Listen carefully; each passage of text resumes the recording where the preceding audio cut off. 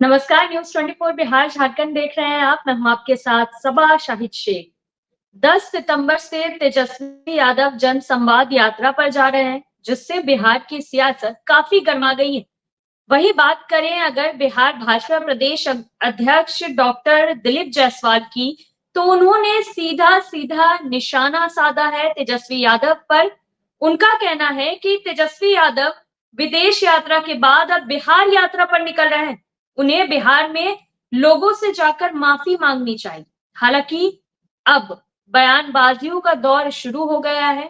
तमाम बयानबाजियां सामने आ रही है। तो आज इसी पर चर्चा करेंगे, लेकिन चर्चा शुरू करने से पहले इस मुद्दे पर जो बयान सामने आया है, पहले आपको वो सुनवाते मालिक है और बिहार का सच्चा सेवक कौन होगा ये जनता तय करेगी। जो लोग जाति के जहर के लहर के कहर से बिहार को प्रभावित करते हैं, राजनीति में भी जातीय चश्मा पहन करके राजनीति को गंदा करते हैं और पूरे बिहार के अंदर विकास की गति में भ्रष्टाचार बढ़ाते हैं, अपराधियों को मनोबल बढ़ाते हैं, वो यात्रा करें या प्रवास करें, जनता जानती है कि ये अपना विकास करेगा, अपने परिवार के उत्थान और कल्याण के लिए, राजनीतिक जिम्मेदारी बढ़ाने के लिए ये सारा खेल और नाटक कर रहे हैं। इसमें सत्ता से आप लोगों को बेदखल कर देंगे।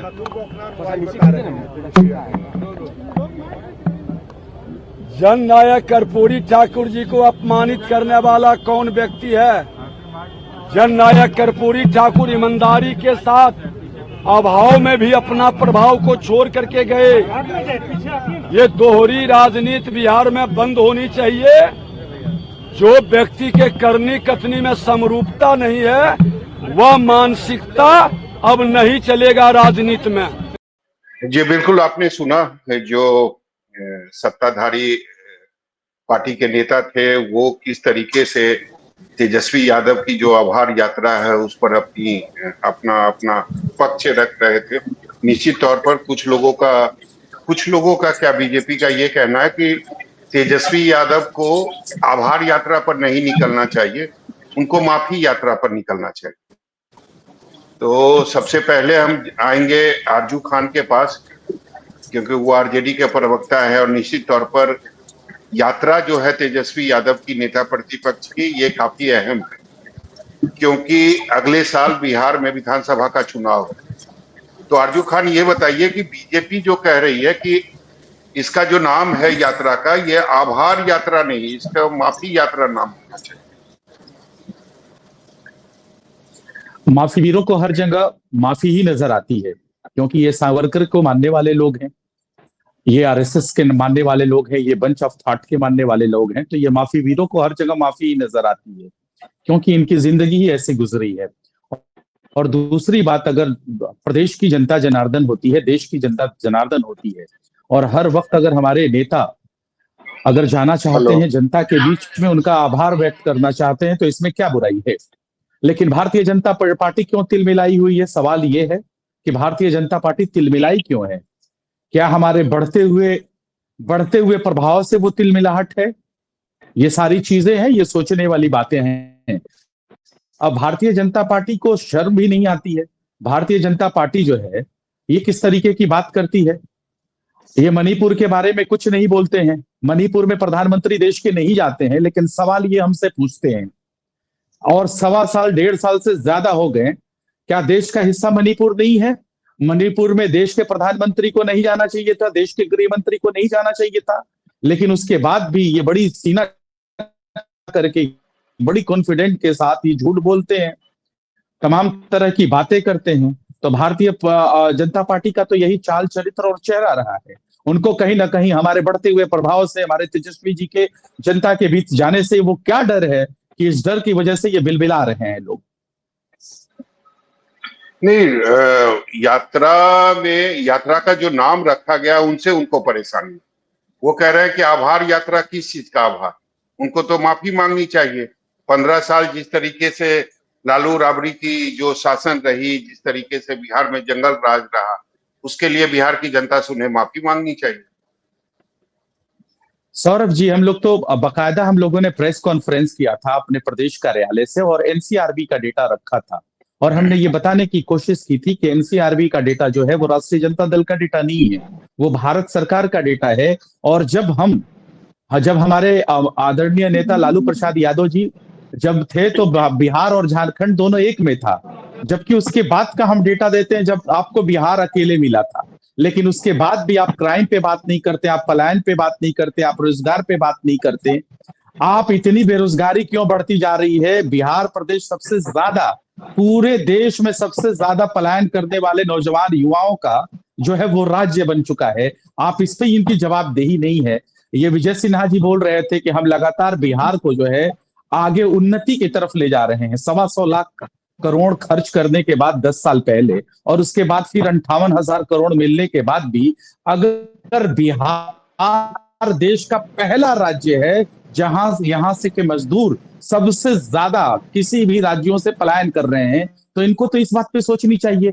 इतना करने के बाद भी, उन्नति करने के बाद भी बिहार हंगर इंडेक्स में सबसे पीछे क्यों है? इनको बात उससे करनी चाहिए। इनको ऑक्सफैम की रिपोर्ट देख के बात करनी चाहिए जो कि राष्ट्रीय जनता दल का रिपोर्ट नहीं है। तो इनको तो सबक सीखने की आदत है नहीं, वो कहीं ना कहीं वो हमारे पीछे रहते हैं कि हमारे नेता माननीय तेजस्वी प्रसाद यादव कैसे आगे बढ़ रहे हैं, इनका प्रभाव कैसे चला जा रहा है, जबकि हम 18 साल से सत्ता में हैं लेकिन इतने प्रभावशाली हम क्यों नहीं हो रहे हैं। तो कहीं ना कहीं तकलीफ ये है।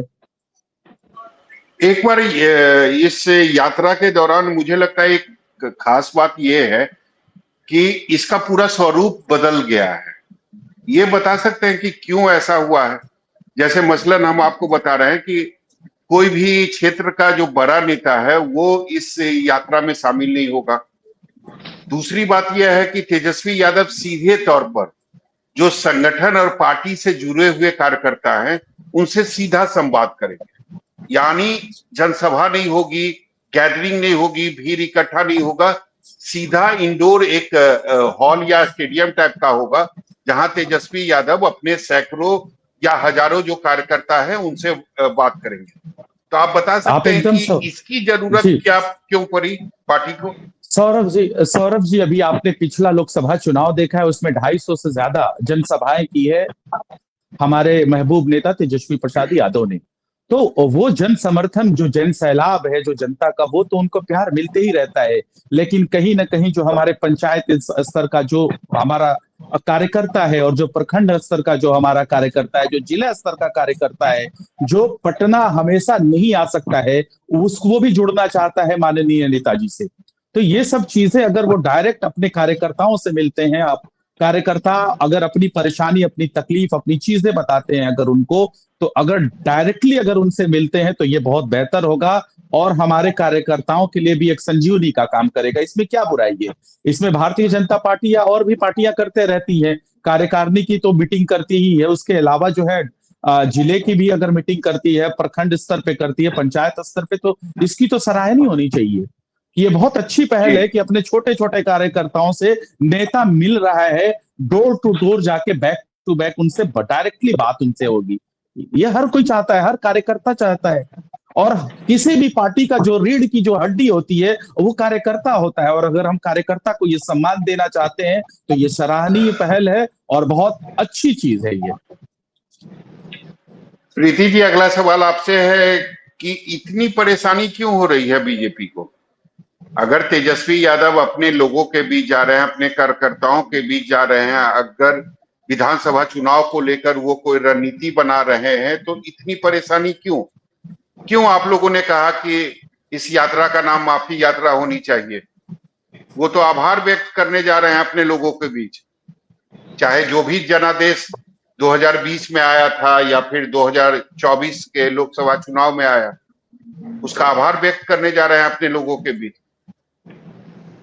सौरभ जी, इस बात से कि तेजस्वी जी आभार यात्रा पर निकलने वाले हैं 10 सितंबर से, इस बात को लेकर भारतीय जनता पार्टी में ना तो कोई खलबली है, ना तो हम लोग उस पर ज्यादा बोलना चाहते हैं। और जो माननीय नेतागण बोल रहे हैं वो इसलिए बोल रहे हैं कि उसके पीछे का रीजन है कि भाई आप आभार यात्रा निकाल रहे हैं, तो उस आभार यात्रा में हम लोग यह बात जोड़ रहे हैं कि उस यात्रा का नाम पश्चाताप यात्रा होना चाहिए।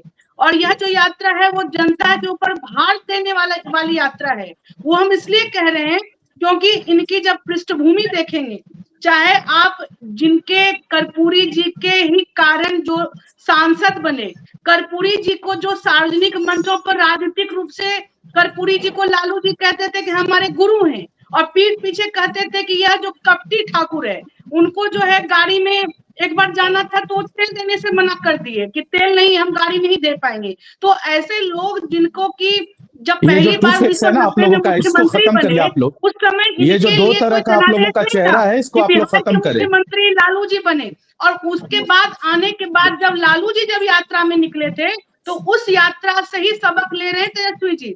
उस यात्रा के दौरान लालू जी ने देखा कि चारा घोटाला कैसे किया जाता है, कैसे गरीब गुरबा जो है कि मवेशी चारा खाते हैं, उस पर कैसे घोटाला किया जा सकता है। उन्होंने देखा कि पशुपालन के क्षेत्र में भी हम घोटाला कैसे कर सकते हैं। उन्होंने यह देखा कि जब हम किसी को नौकरी दें तो उसके बदले जमीन हम कैसे हड़प सकते हैं। तो यह सभी चीजों से सीख लेकर अब तेजस्वी जी आभार यात्रा पर निकल रहे हैं। तो उनका जो अनुभव है, इस क्षेत्र में जो महारत हासिल है उनके पार्टी के सभी नेताओं का, और एक जो परिवार की जो पार्टी बन गई है, तो इस अनुभव का लाभ और विशेष उठाने की जुगत में लगे हैं। लेकिन सौरभ जी, भारतीय जनता पार्टी या एनडीए को तकलीफ इस बात से है कि जिनका कोई योगदान आज बिहार के लिए नहीं है, वैसे लोग आभार यात्रा पर निकल रहे हैं।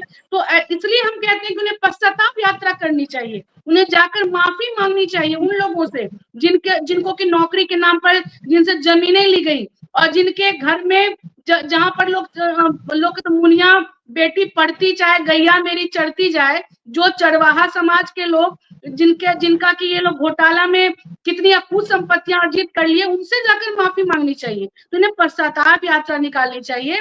और तेजस्वी जी आज जब वो निकलेंगे यात्रा में, तो उन्हें दिखेगा कि उनका लालटेन कहीं भी जल नहीं रहा है, भभक भी नहीं रहा है, सीधे एलईडी की लाइट उन्हें दिखेगी। अब उनके शासनकाल के समय के गड्ढे उनको सड़कों में दिखाई नहीं पड़ेंगे, अब उनको चकाचक सड़कें दिखाई पड़ेंगी। गरीबों के घर में जो रसोई में जो है जलता हुआ गैस चूल्हा दिखाई पड़ेगा, उनके घर में जो नरेंद्र मोदी जी की तरफ से दिया जा रहा अनाज है वो दिखाई पड़ेगा। तो यह सब देखकर मेरा पूरा विश्वास है कि इस आभार यात्रा के बाद वो प्रेस कॉन्फ्रेंस करके नरेंद्र मोदी जी और एनडीए सरकार को आभार व्यक्त करेंगे कि सरकार ने बहुत ही अच्छा काम किया है। इसीलिए उस यात्रा पर निकले, बहुत अच्छी बात है, नेता हो, समन्वय हो, संवाद हो, इससे अच्छी क्या बात है। लेकिन उसका अनुभव जो उनको मिलने वाला है वो हमारे लिए फायदेमंद होने वाला है, क्योंकि उनको चहु और विकास दिखेगा जो कि एनडीए शासन काल में हुआ है, और वो पश्चाताप कर लें जो उनके पूर्वजों ने किया है,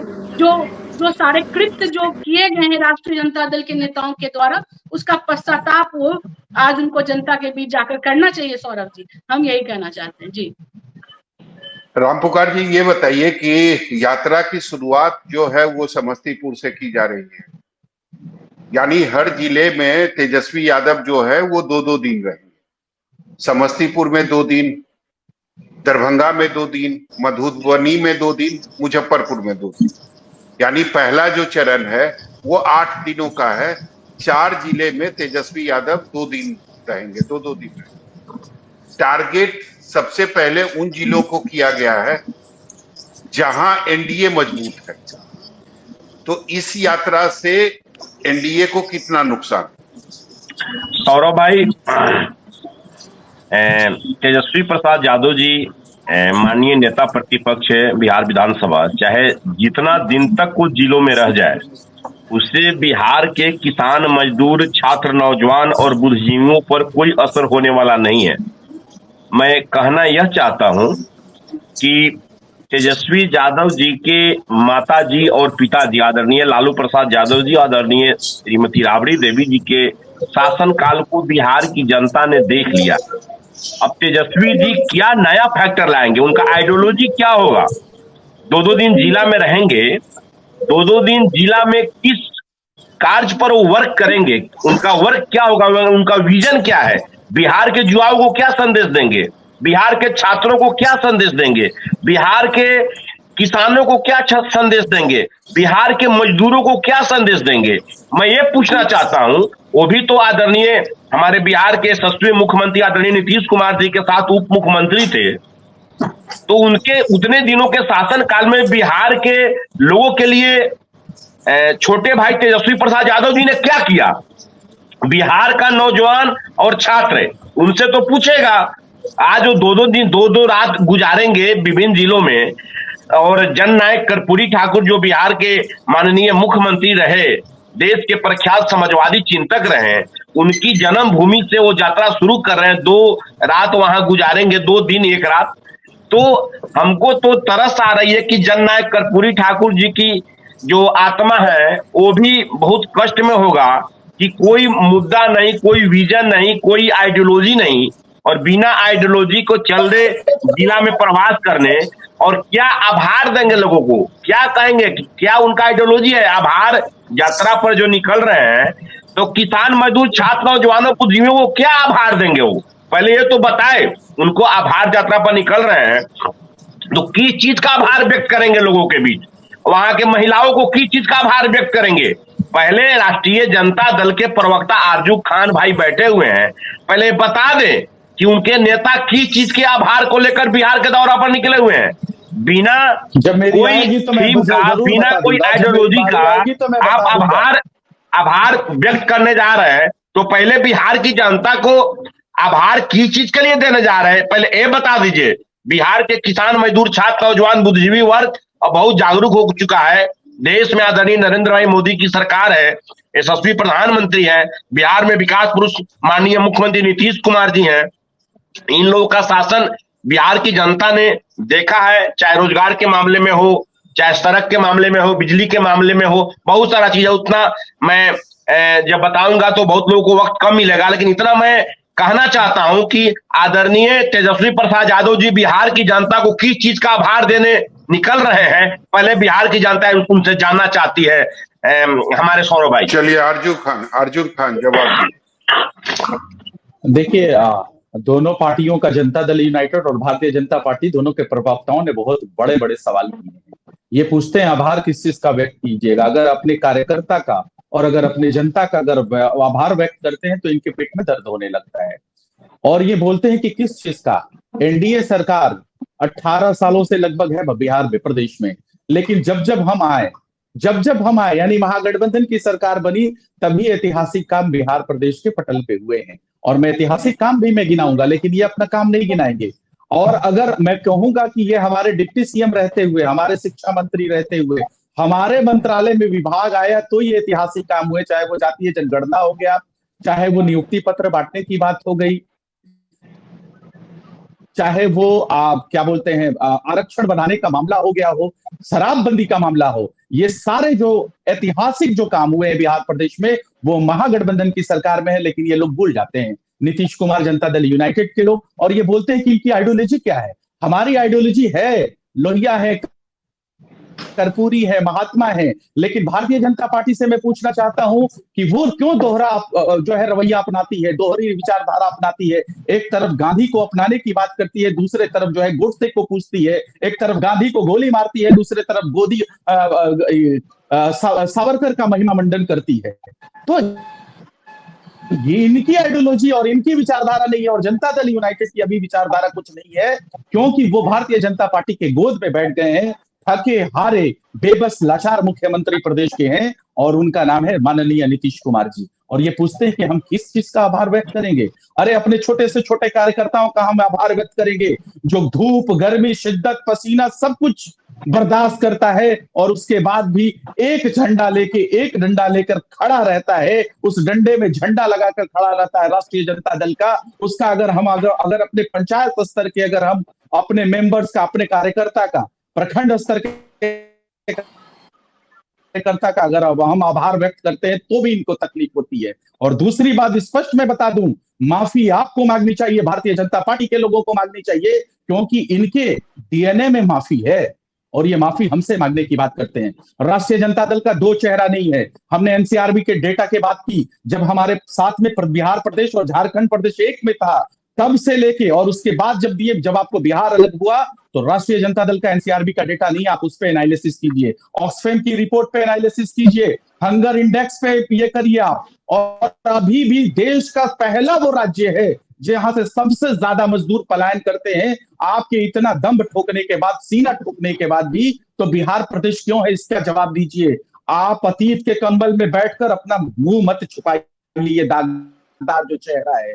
आप बिहार प्रदेश की जनता को जवाब दीजिए। आप सत्ता में बैठे हैं, आप जवाबदेही इस बात की दीजिए। आपके पेट में दर्द नहीं होना चाहिए कि क्यों आभार व्यक्त करने जा रहे हैं।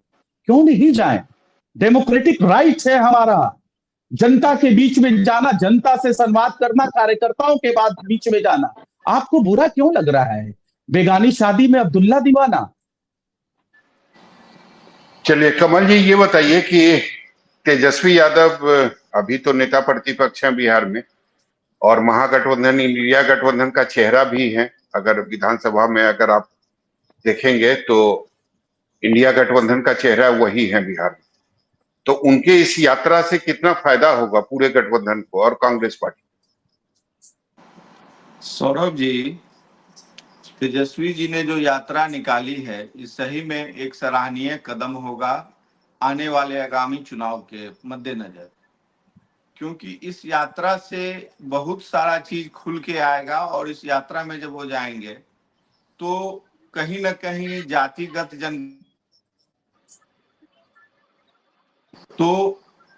जातिगत जनगणना इस राष्ट्र के लिए और बिहार के लिए कितना आवश्यक है, ये कोई छुपा हुआ चीज नहीं है। लगभग 140 करोड़ की जनसंख्या में वाले देश में जातिगत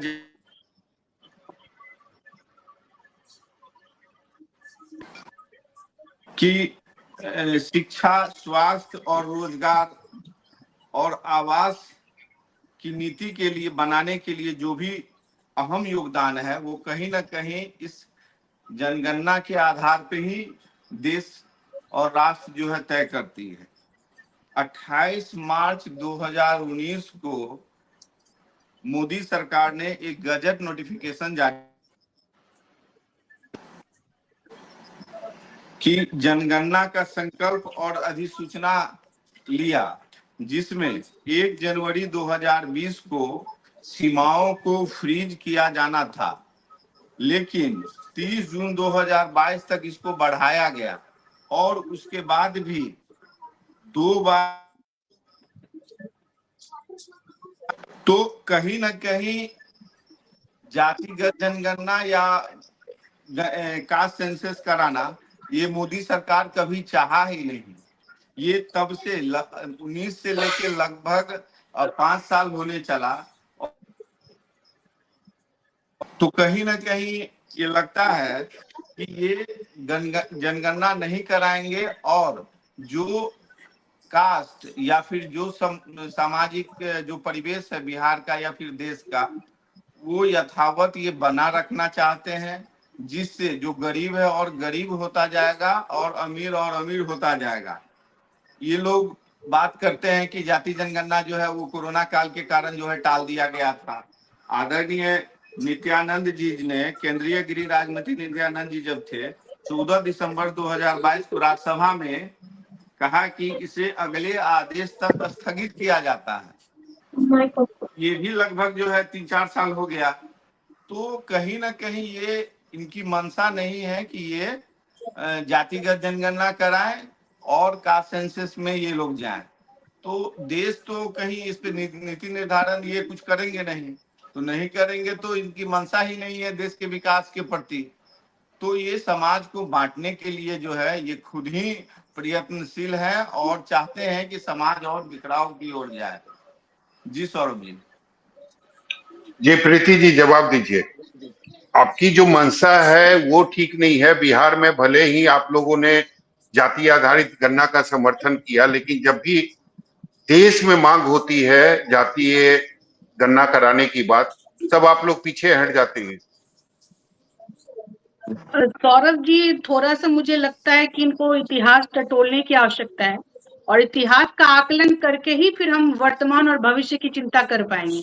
पहले ये देखा जाए कि अभी तक कांग्रेस बहुत लंबे समय तक शासन सत्ता में रही। बिहार में राष्ट्रीय जनता दल लंबे वर्षों तक उसने अपनी सत्ता को कायम रखा।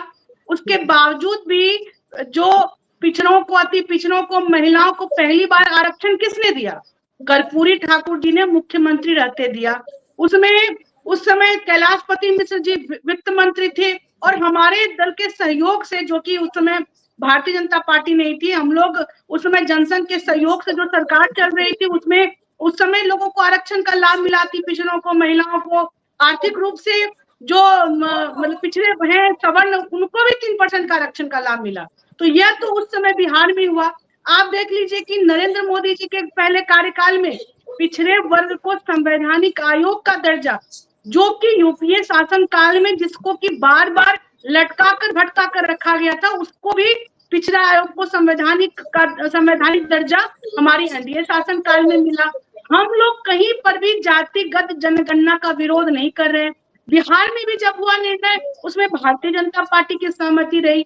यह दरअसल सारा प्रपंच रचा जा रहा है कि काम कोई और करे, मतलब माल महाराज का और मिर्जा खेले होली, काम करे एनडीए और उसका क्रेडिट ले तेजस्वी जी।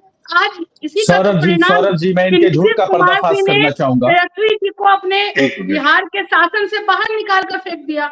आज यही कारण है कि वो बिना मतलब के जिस विभाग में मंत्री पहुंच नहीं पा रहे हो, जिस विभाग के मंत्री फरार हो, वो विभाग शिक्षकों की नियुक्ति का क्रेडिट लेने के लिए आगे बढ़ रही हो। तो ऐसे सरकार से सार्वजनिक रूप से सबको पता है कि जो शिक्षा मंत्री खुद फरार हो रहे थे, कहीं कभी उनकी बन नहीं रही थी, और जब नीतीश जी ने निर्णय लिया, जो कि एनडीए शासन काल में ही लोगों को इतने रोजगार देने की बात कही गई थी, उसी को अमली जामा पहनाया गया और क्रेडिट लेने के लिए तेजस्वी जी मार करने लगे। देखिए इन लोगों की, सौरभ जी, हमें आरजू जी, आपको भी मैं विनम्रता पूर्वक कहना चाहूंगी कि आप पार्टी के प्रवक्ता हैं अपने दल के, आप अपने दल के इतिहास को उठाकर देख लें। आपके दल को जब बिहार में मौका मिला तो यही बिहार है जिसे कि जंगल राज की संज्ञा दी गई थी। आपके ही शासन काल में, पार्टी के शासन काल में बिहार से लोगों ने पलायन कर दिया। अपहरण उद्योग फल फूल रहा था, उसको शायद आप भूल गए हैं। और राष्ट्रीय जनता दल सिर्फ कहती है कि जाति जनगणना हम कराएंगे, लेकिन जो उसका दूसरा पक्ष है कि जब जनगणना के जो आंकड़े सामने आए उसमें क्यों नहीं अल्पसंख्यकों को, जो कि यादव से भी ज्यादा पिछड़े में अल्पसंख्यकों की भागीदारी है, क्यों नहीं वो मुख्यमंत्री का पद आपको दे देते हैं? क्यों बार बार वो अपनी कभी पत्नी को, कभी अपनी बेटी को, और आने वाले समय में अपने बेटा को, और कभी अपनी बेटी को प्रमोट कर रहे हैं? आपको पूछना चाहिए कि अल्पसंख्यक जो माई समीकरण आज भी बिहार में मजबूती से आप खड़े हैं उनके लिए, लेकिन मुस्लिमों के लिए क्या राष्ट्रीय जनता दल ने किया? आज तक अब्दुल बारी सिद्दीकी जैसे नेता को बिल्कुल दूध में मक्खी की तरह उठाकर फेंकने का काम किया। मुख्यमंत्री की कुर्सी एकदम झूठ बोल रही हैं आप एकदम झूठ बोल रही हैं, आप एकदम झूठ बोल रही हैं। करते हैं ना, प्रीति जी जवाब ले लेते हैं, प्रीति जी जवाब ले लेते हैं। राष्ट्रीय जनता दल दावा करती है, वो दरअसल अपने घर में अलग अलग लोगों को भी एक धागे में पिरोकर एक माला के रूप में नहीं रख पा रही, और वो ढिंडोरा पीट रही कि हम जाति जनगणना रहे। सौरभ जी मुझे जवाब देने जाए, आपने कुछ नहीं किया। मैं जवाब देना चाहता हूँ सौरभ जी। एक बात मैं विनम्रता पूर्वक कहना चाहूंगी, आपको मौका मिलेगा जवाब देने। मेरा पूरा विश्वास है कि जब इस बार तेजस्वी जी आभार यात्रा में निकलेंगे, जब लोगों से मिलेंगे, तो उनको जो फीडबैक आने वाला है, जैसा कि लोकसभा में परिणाम भी देखने को मिला कि हर जगह लोग एनडीए के शासन काल से बिल्कुल वो खुश हैं, और हर जगह उनको विकास की रोशनी दिखाई पड़ेगी। उनको लालटेन ले जाने की आवश्यकता नहीं पड़ेगी, उनको कोई हाथ में लालटेन उठाए हुए दिखाई नहीं पड़ेंगे। बहुत लंबा हो चुका है, विकास की रोशनी दिखाई मुझे इनके एक एक बातों का जवाब देना है। जी बिल्कुल, आपका भी क्या प्रश्न है? जी बिल्कुल जवाब दीजिए अर्जू खान। देखिए इन्होंने तो पहले आरक्षण की बात की, जातीय जनगणना की बात की, तो मैं सबसे पहले ये बताना चाहता हूं कि भारतीय जनता पार्टी को पूरे देश की जनता से माफी मांगना चाहिए, इसलिए कि जातिगत जनगणना की हम लगातार बात करते हैं, ये जातीय जनगणना नहीं करवाते। बिहार महागठबंधन की सरकार में जातीय जनगणना करवाया। ये बात करती है कि हम किसी के आरक्षण विरोधी, लेकिन बीजेपी तो सपोर्ट कर रही थी ना बिहार में, अर्जू खान। हाँ कर रही तो विधानसभा, विधान परिषद में, सदन में, हाँ सदन में तो उन्होंने समर्थन किया था। हाँ मानता हूं उनकी मजबूरी थी, लेकिन आज अगर वो सरकार में हैं, अच्छा, दोनों लोग हम अगर फिर सपोर्ट से करें एनडीए तो हमारी मजबूरी, पूरा तब तो आपका पूरा प्रीति जी, एनडीए का प्रीति जी, शिष्टमंडल मेरी गया बात हुआ था सुनने साथ दीजिए। में प्रधानमंत्री जी से मेरी मिलने। बात आजू खान जी को सुनने बाद में दीजिए। बताइए ना, बीच में जिनको बहस न करें। जिस पिछड़े प्रीति जी, वर्ग आपका के सम्मान है, लोगों ने लेकिन मेरी के बातों कारण को रखने दीजिए। लालू जी ये गलत मुख्यमंत्री बने, तरीका है। उनका कभी मैंने ख्याल आपको नहीं बहुत रखा, अच्छे से सिर्फ सुना है, अपने आप मुझे परिवार सुनिए। का ख्याल रखा, आप उसको मुझे भूल प्रीति जाते जी हैं। सुनिए, आप प्रीति जी आप मुझे सुनिए। गलत एक ये बात गलत मिनट, एक तरीका मिनट, प्रीति जी शांत हो जाइए। प्रीति जी, मुझे जवाब देने प्रीति दीजिए। जी तो शांत हो आराम जाइए। करके गलत बात मुझे 1 to 1 क्यों करके कर रहे जवाब हैं? देने दीजिए। आपसे ज्यादा तेज मुझे बोलने आता है, मुझे सुनने दीजिए। थोड़ा सा बोलिए, संयम बोलिए रखिए। आरजू खान। और अच्छा प्रवक्ता वही होता है जो अच्छा श्रोता होता है, इस चीज को आप ख्याल रखिए। और आरक्षण विरोधी इसलिए मैं आप लोगों को कह रहा जी हूं आरजू खान, कि अपनी बात पूरी कीजिए। उत्तर प्रदेश जी, आरक्षण विरोधी सौरभ जी, मैं इसलिए इन लोगों को कह रहा हूं कि यूपी में शिक्षक भर्ती हुई 69,000 की, लेकिन आरक्षण को हटा के भर्ती ली गई। लेटरल एंट्री के जरिए क्या करने चाहते थे, जो 72 मिनट में अपने आप को वापस खींच लिया अपने पैर को, एनडीए के सहयोगियों ने और खुद भारतीय जनता पार्टी ने। लेटरल एंट्री में आरक्षण हटा के डायरेक्ट ये आईएएस आईपीएस बनाना चाहती थी। उसके बाद तीसरा मैं बताता हूं, एग्रीकल्चर साइंटिस्ट रिक्वायरमेंट बोर्ड की भर्ती थी, उसमें साफ तौर पे लिखा था कि आरक्षण इसमें नॉट अलाउड है। और ये कहते हैं कि हम आरक्षण विरोधी नहीं है। ये तीनों चीजें पब्लिक डोमेन में है, आप गूगल करके देख लीजिए। अगर प्रीति जी आपको नहीं मालूम है तो उसके बाद फिर आप हमको बोलिएगा और मुझे आप झूठा साबित करिएगा। और तीसरी बात, आपने कहा कि आप अपने बच्चों को और किनको किनको बनाते हैं, तो आप ये बताइए ना कि आपको हमको तो आप बहुत अच्छे से देखती हैं। आपको चिराग पासवान दिखते हैं या नहीं दिखते हैं? आपको प्रिंस राज दिखते हैं या नहीं दिखते हैं? आपको सुमंत माझी दिखते हैं कि नहीं दिखते हैं? आपको अशोक चौधरी की बेटी शांभवी चौधरी नजर आती है या नहीं आती है? खुद जो डिप्टी सीएम है अशोक सम्राट चौधरी जी, आपको उनसे कुछ सबक लेने की जरूरत नहीं होती है क्या? आप लोग सिर्फ हमारे ऊपर आप आती हैं।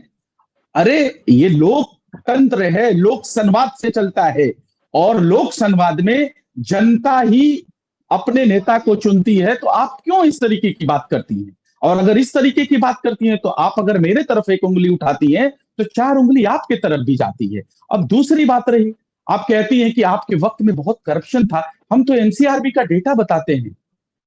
आप अभी भी अपने आप को दम ठोकती हैं कि हम बहुत अच्छी सरकार चला रहे हैं, लेकिन आप एनसीआरबी के डेटा को भी नहीं मानती, हमारे बात को भी नहीं मानती, हंगर इंडेक्स को भी नहीं मानती, ऑक्सफैम को भी नहीं मानती। तो अब ये तो थेथरोलॉजी है ना फिर। अब बताइए मैं आपको कौन से नजीर पेश करूं? दुनिया से वो कौन सा गूगल करके, कौन से समीक्षा करके मैं आपके पास लाऊं कि बिहार प्रदेश का युवा पलायन कर रहा है और देश का पहला राज्य है, पहला पूरे देश में ऐसा राज्य है जहां से सबसे ज्यादा बेरोजगार युवा जो है वो पलायन कर रहा है। और आप कहिएगा कि नहीं, और आप कहती हैं कि आपने कुछ नहीं किया। आपके 2 डिप्टी सीएम है ना, आप बता दीजिए। तब फिर जनता दल यूनाइटेड के हमारे जो मुख्यमंत्री जी हैं, उनके अलावा किसी का कोई पद नहीं होता है, ये संवैधानिक पद नहीं होता है, और उनका कोई काम नहीं है विजय सिन्हा और सम्राट चौधरी का। आप ये भी खुल के कह लीजिए। और मंत्रालय के किसी मिनिस्टर का भी कोई काम नहीं होता है, आप इसको भी कहिए ना खुल के। देखिए, ऐसे ब्लेम करने से कुछ नहीं होता है। आप शासन में है, सत्ता में है, जिम्मेदारी बिहार प्रदेश की आपके हाथों में है, और हम आपको विपक्ष के नाते जनता की बात को बताएंगे। आपको बुरा लगे तब भी, अच्छा लगे तब भी, आपके अपने कानों को मजबूत करके ये बातें सुननी होंगी। जी बिल्कुल, मुझे लगता है कि चर्चा को यही, प्रीति जी अपनी बात, प्रीति जी जवाब दीजिए। इनकी कुछ बातों का जवाब देना चाहूंगी। हमारे आरजू भाई कह रहे थे लेटरल एंट्री, जी जल्दी से प्रीति जी। शायद ये भूल गए ना कि इनके ही शासन में इनके गठबंधन के जो सहयोगी दल हैं कांग्रेस, उनके शासन काल से यह व्यवस्था चली आती रही। और जब भारतीय जनता पार्टी के शासन काल में इसको लेकर ऑब्जेक्शन हुआ, लोगों के सुझाव जब आए, तो सरकार ने अपने निर्णय बदले। इसका स्वागत करना चाहिए। आपके तरह नहीं, आपके अब मनमोहन सिंह जी कहाँ की देन है, आप बताइए। तो ये बातें मत बोलिए जो झूठी। आरएसएस और भारतीय जनता पार्टी आरक्षण विरोधी है। सुन लीजिए, आरएसएस और भारतीय जनता पार्टी आरक्षण विरोधी है। प्रीति जी, आप इस चीज को कान खोल के सुन लीजिए। बरगलाना प्रदेश की जनता को आप बंद कर दीजिए। आपका डीएनए राष्ट्रीय समसेवक संघ से मिलता जुलता है। आप बंच ऑफ थॉट के मानने वाले लोग हैं, जो तिरंगा को मनहूस कहते हैं। आप उनके आइडियोलॉजी को मानने वाले लोग हैं। बीच में नहीं कूदना चाहिए। अभी आप क्या कर रहे हैं, जरा हमें बताइए। तो सुन लीजिए पहले, ठीक है। आपका ही मैं जवाब दे रही जी। हूँ। और ये सुन लीजिए कि अभी अभी हाल फिलहाल में जो भी जितना घटनाक्रम हुआ है, राष्ट्रीय जनता दल हो चाहे कांग्रेस हो चाहे फिर अन्य जो भी आपके इंडिया अलायंस के गठबंधन दल हो, आप लोग लागू करिए पहले। अगर इतना ढिंढोरा पीटते हैं तो लालू जी इतने वर्षों तक शासन में रहे, कांग्रेस की सरकार है, क्यों नहीं आपने जातिगत जनगणना करवा लिया? उस समय तो राहुल गांधी से लेकर इंदिरा गांधी से लेकर और उस समय सोनिया जी तक जातिगत जनगणना का विरोध किया था, और अभी आप उछलने लगे क्योंकि आपको उसका लाभ लेना, लेकिन लाभ तो दे नहीं पा रहे आप। सौरभ जी, मुझे इनका जवाब सभी दिया जातियों जाए। को आपने सम्मान दिया। आज भी सुन लीजिए, प्रीति जी समय की कमी है। प्रीति जी, प्रीति जी समय की कमी है। छोटा सा इनको असल प्रीति जी समय की कमी है। छोटा सा जवाब आरजू खान। करवाया था। अच्छा, ये अल्पसंख्यक की बात कर रही थी उस जी, मैं बताता हूं सर, ये अल्पसंख्यक की बात कर रही थी। ये बताइए, अल्पसंख्यक आयोग का गठन किसने किया था? आप बताइए, अगर वो आयोग ही नहीं होता, अगर अल्पसंख्यक कल्याण मंत्रालय नहीं होता, तो कोई भी कैसे अपने अल्पसंख्यक भाइयों को कोई भी फायदा पहुंचाता। लेकिन आप ये कान खोल के सुन लीजिए प्रीति जी, आप आरक्षण विरोधी हैं। मोहन भागवत ने साफ कहा था 2015 में कि आरक्षण खत्म होना चाहिए, और आरएसएस यही आइडियोलॉजी पे चलती है, विचारधारा पे चलती है भारतीय जनता पार्टी। जनता सब आप बंच ऑफ सब जानती है जनता की आप बंच ऑफ थॉट की मानने वाली हैं। आप देश की तिरंगा को मनहूस कहने वाली है, ये देश की जनता सब जानती है। आप उसके आइडियोलॉजी पे चलती है, ये देश की जनता जानती है, भली भांति जानती है इस देश की जनता। एनसीआरबी का रिपोर्ट जो है वो साझा कर दीजिए और हमारे मुंह पे आप मार दीजिए, लेकिन ये आपसे नहीं होगा। ऑक्सफैम की रिपोर्ट आप लेके आइए, ये नहीं होगा। चलिए आरजू खान समय की कमी है। आरजू खान प्रीति जी है। आरजू खान समय की कमी है, चर्चा को यही खत्म करना पड़ेगा। मुजफ्फरपुर बालिका गृहकांड आपके वक्त में हुआ, पुल पुलिया आपके वक्त में गिर रहे हैं, और आप सवाल हमसे ले रही हैं कितना करप्शन किया आरजू खान प्रीति जी, समय की कमी है, चर्चा को यही खत्म करना पड़ेगा। तो सभा निश्चित तौर पर बहुत धन्यवाद। नेता प्रतिपक्ष है तेजस्वी यादव, और वो यात्रा की उन्होंने शुरुआत वो करने जा रहे हैं। हालांकि 15 अगस्त के पहले ही उन्होंने कहा था कि हम जल्द ही यात्रा शुरू करेंगे, लेकिन निश्चित तौर पर थोड़ा सा विलंब हो गया। लेकिन 10 सितंबर से वो अपनी यात्रा का शुरुआत करने जा रहे हैं, और सबसे बड़ी बात है कि वो टुकड़ों में करेंगे यात्रा। यानी पहला जो चरण है वो 8 दिनों का होगा। 8 दिनों में वो 4 जिलों को कवर करेंगे, यानी हर जिले में वो 2-2 दिन रहेंगे। और यात्रा का स्वरूप भी इस बार बदल गया। इस बार सीधे तौर पर तेजस्वी यादव जो है वो अपने कार्यकर्ताओं के साथ, अपने जो उनके पार्टी के, उनके संगठन से जुड़े हुए जो लोग हैं उनसे सीधा संवाद करेंगे। तो निश्चित तौर पर ये माना जा सकता है कि भले ही बिहार में विधानसभा का चुनाव अगले साल हो, लेकिन सभी पार्टियों ने अपनी तैयारी जो है वो अब शुरू कर दी। आप सभी लोगों का धन्यवाद इस चर्चा में जुड़ने के लिए। नमस्कार।